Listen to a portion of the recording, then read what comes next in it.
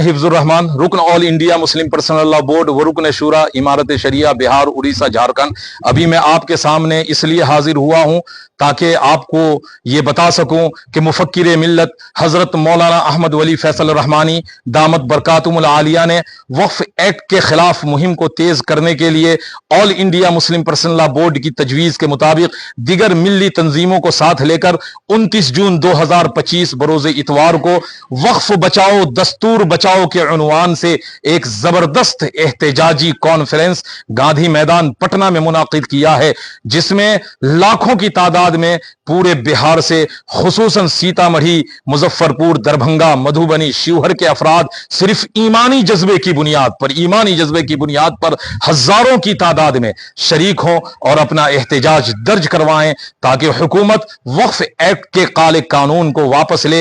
ये हमारा हक भी है और हिंदुस्तान का आईन भी इसकी हमें इजाजत देता है। और याद रहे, पुरअमन एहतजाज और हमारा इत्तेहाद ही हुकूमत वक्त को मजबूर करेगा कि ये काले कानून को वो वापस ले।